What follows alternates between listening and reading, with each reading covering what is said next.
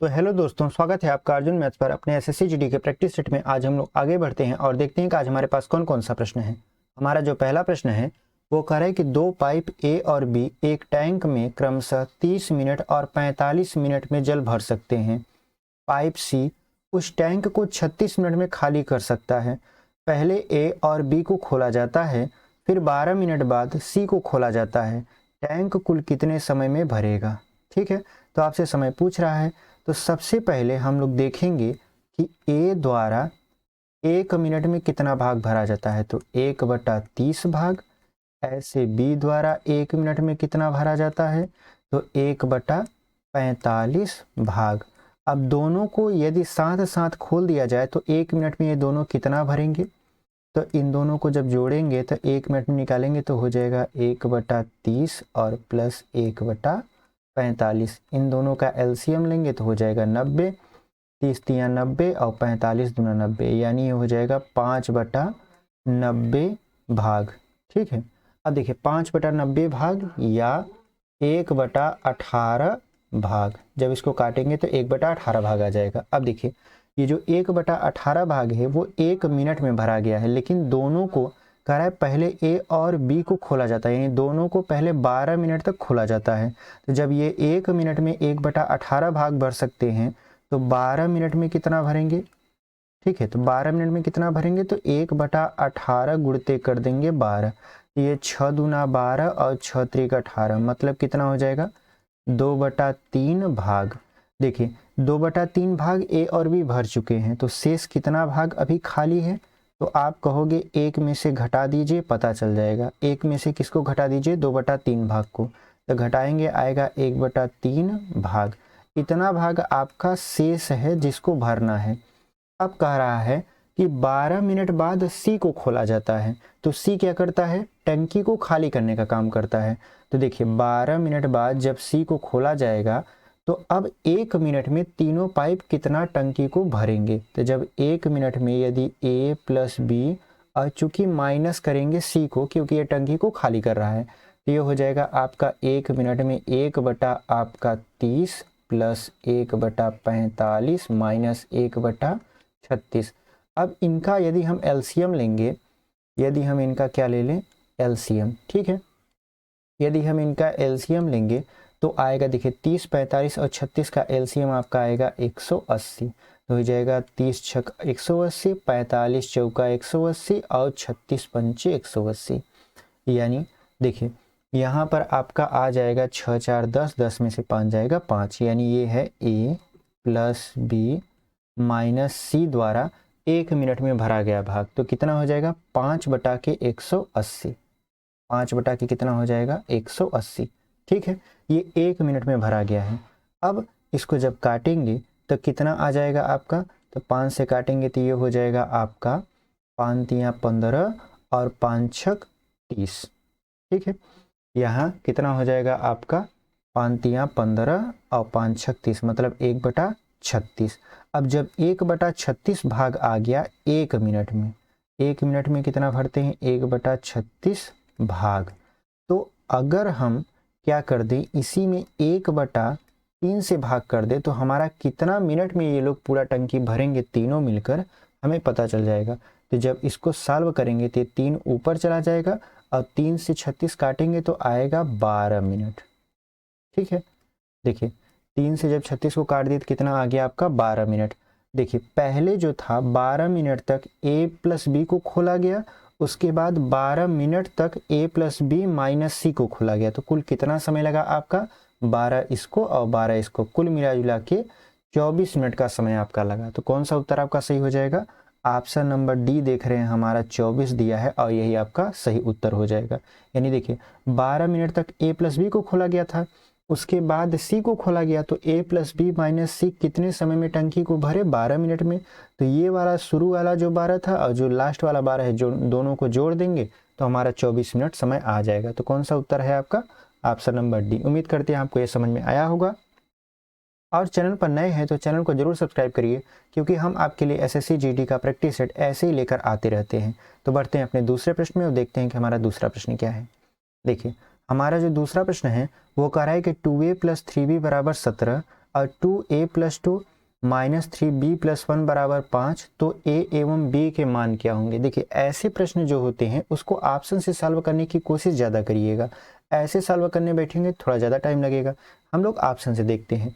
देखिए हमारा जो पहला ऑप्शन है वो है 2, a का मान और b का मान 3 है। अगर यहाँ पे रखेंगे 2 दूना 4 और 3 घाते 3 हो जाएगा 27, 27 और 4 कितना हो जाएगा 31, जबकि लाना कितना है 17, यानी यह तो ऑप्शन होगा नहीं।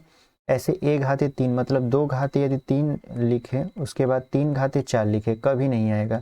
2 घाते 8 हो जाएगा और 3 घाते 4 मतलब 81 हो जाएगा। इसको जोड़ेंगे तो आएगा 89, जबकि हमको लाना कितना है 17, यानी ये भी ऑप्शन नहीं होगा। ऐसे यहाँ पर देखिए 2 घाते 2 कर दीजिए और 3 घाते 1, तो 2 दूना 4, 3 कितना हो जाएगा 7, ये भी ऑप्शन नहीं होगा। जब तीनों ऑप्शन आपके नहीं है तो कौन सा ऑप्शन होगा, ऑप्शन नंबर डी। ठीक है, ऑप्शन नंबर डी कैसे, 2 घाते a का मान 3 दिया है 3 कर देते हैं, प्लस b घाते 3 घाते b है, 3 घाते b का मान कितना है 2, तो देखिए 2 घाते 3 का मतलब 8 हो गया और 3 का स्क्वायर हो गया आपका 9। अब 9 8 कितना होता है 17, यानी कौन सा ऑप्शन आपका सही हो गया, option number D is the right answer. उम्मीद करते हैं आपको ये समझ में आया होगा। बढ़ते हैं अपने तीसरे प्रश्न में।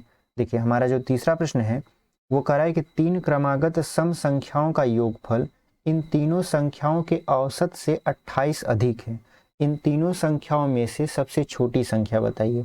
एक बात ध्यान दीजिए, चाहे सम संख्याओं का 3 क्रमागत सम संख्या पूछे चाहे विषम संख्या पूछे, जब क्रमागत सम संख्या या विषम संख्या पूछता है तो हमेशा 2 का अंतर चलता है। देखिए कैसे, यदि 1 के बाद 3 आएगा तब पर भी 2 का अंतर है और 2 के बाद 4 आएगा तब पर भी 2 का अंतर है।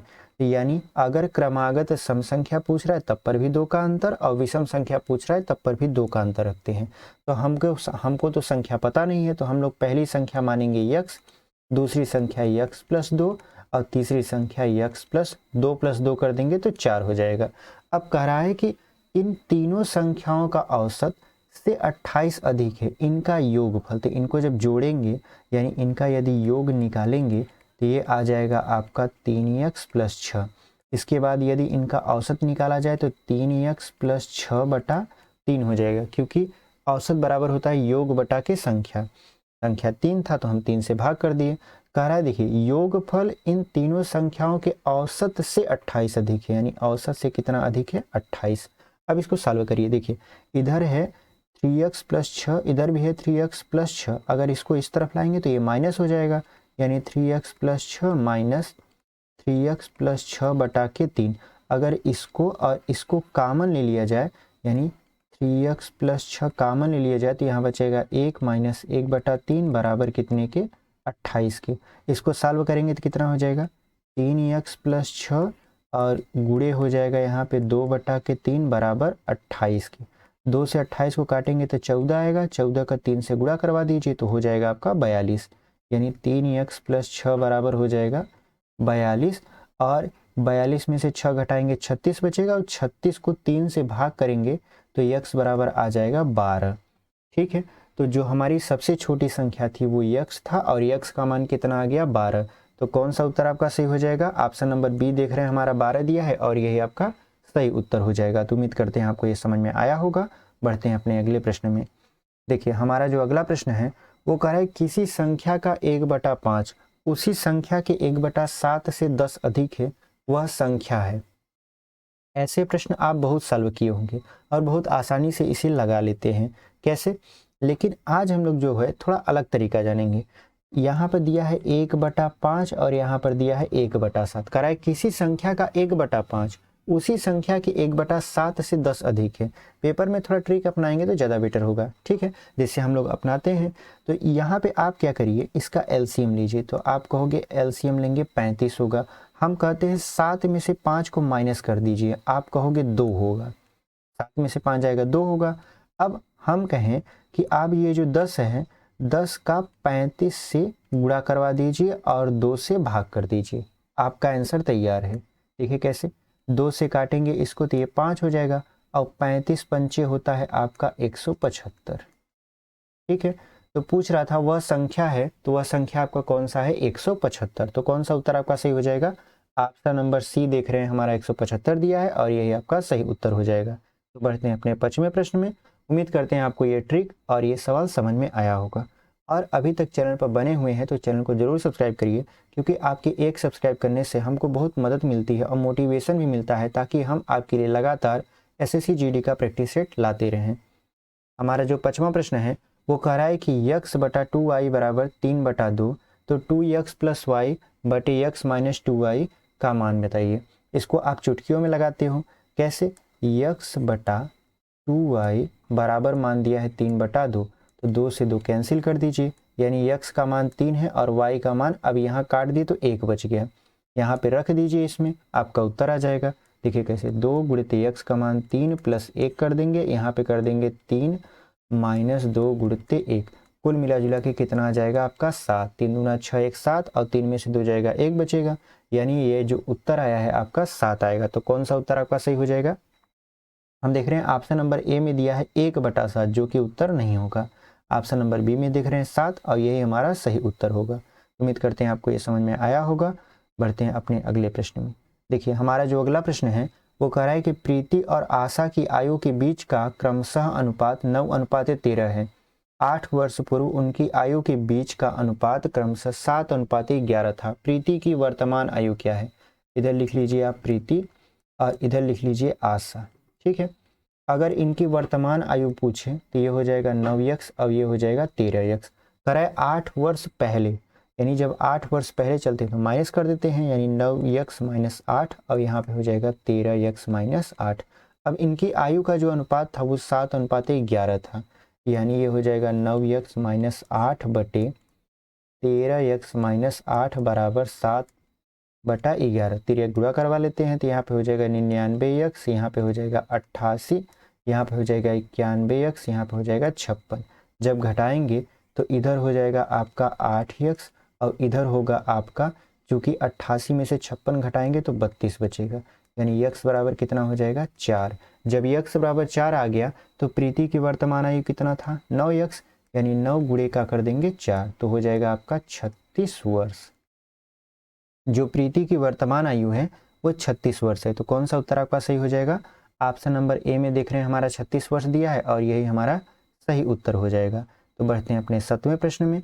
देखिए हमारा जो 7वां प्रश्न है वो कह रहा है कि p प्लस यम बराबर 6 और p क्यूब प्लस यम क्यूब बराबर 72, तो pm का मान क्या है?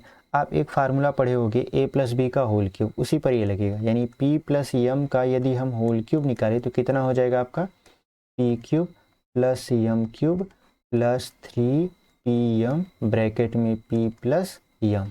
अब देखिए p प्लस यम का क्यूब करेंगे, मतलब p प्लस यम का मान 6 दिया है और 6 का क्यूब करेंगे तो हो जाएगा 216, और p क्यूब प्लस यम क्यूब का मान दिया है 72। उसके बाद प्लस 3pm का मान हमें नहीं पता, यही तो हमको पता करना है। अब p प्लस यम का मान है 6, तो यहाँ पे 6 त्रिक हो जाएगा 18। अब जब 216 में से आप 72 को घटाते हो तो कितना मिलेगा आपका? यहाँ पे मिल जाएगा आपका 144। अब यहाँ पे 6 त्रिक कितना हो जाएगा 18pm, तो 18 अट्ठे कितना होता है आपका 144 होता है।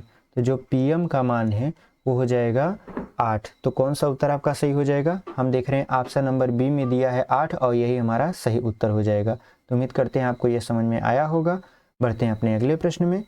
हमारा जो अगला प्रश्न है वो कह रहा है कि एक रेलगाड़ी 50 मीटर लंबे प्लेटफार्म को 14 सेकंड में तथा प्लेटफार्म पर खड़े एक आदमी को 10 सेकंड में पार कर जाती है, तो रेलगाड़ी की चाल कितने किलोमीटर प्रति घंटा है? देखिए जब रेलगाड़ी प्लेटफार्म को जिस स्पीड से पार करेगी उसी स्पीड से उस व्यक्ति को भी पार करेगी जो प्लेटफार्म पर खड़ा हुआ है, मतलब रेलगाड़ी की चाल दोनों ही स्थितियों में समान रहेगी। तो यहाँ पे अगर हम चाल निकालें तो चाल बराबर आप जानते हो दूरी बटा समय होता है। तो देखिए दूरी जो होगा, रेलगाड़ी अपनी लंबाई प्लस प्लेटफार्म की लंबाई के बराबर दूरी तय करेगी। कितने सेकंड में? 14 सेकंड में। तो चाल कितना हो जाएगा? अगर रेलगाड़ी, हम मान ले रेलगाड़ी की लंबाई l है तो ये हो जाएगा l प्लस 50/14, मतलब कुल दूरी बटा समय। अब ये पहली चाल निकल गई। अब प्लेटफार्म पर खड़े व्यक्ति को अपनी लंबाई के बराबर वो पार करेगी, यानी इसकी जो सेकंड चाल निकालेंगे वो कितना हो जाएगा आपका d मतलब रेलगाड़ी की लंबाई और समय है आपका 10। ये दोनों चाल आपस में बराबर होगा क्योंकि रेलगाड़ी एक समान चाल से दोनों को पार करेगी। तो ये हो जाएगा यल प्लस 50 बटा के 14 और यहाँ पे हो जाएगा यल बटा 10, तो यहाँ पे हो जाएगा 7। अब ये 5 गुणा करवा दी तिर्यक, जब गुणा करवा देंगे तिर्यक तो ये हो जाएगा 5l प्लस 250 बराबर 7l। अब इसको जब सॉल्व करेंगे तो इधर हो जाएगा 2l बराबर 250, यानी जो यल की वैल्यू है वो हो जाएगी 125। अब ये यल की वैल्यू है, ये रेलगाड़ी की लंबाई निकली है, अभी चाल नहीं निकला है। तो आप जानते हो चाल बराबर क्या होता है, चाल बराबर होता है दूरी बटा समय। तो चाल यहाँ पर अगर हम रेलगाड़ी की लंबाई में 10 से भाग कर देंगे हमारा चाल निकल जाएगा। तो यहाँ पे चाल यानी स्पीड बराबर हो जाएगा 125, जो कि रेलगाड़ी की लंबाई है और समय है 10। अब ध्यान दीजिए, ये जो चाल आएगा ये मीटर प्रति सेकंड में आएगा, लेकिन हमसे पूछा है किलोमीटर प्रति घंटा में। तो इसमें हम लोग क्या करेंगे, 18/5 से गुणा करवा देंगे। आपको पिछली वीडियो में भी बताए थे कि यदि मीटर प्रति सेकंड को किलोमीटर प्रति घंटा में बदलना हो तो 18/5 से गुणा करवाते हैं।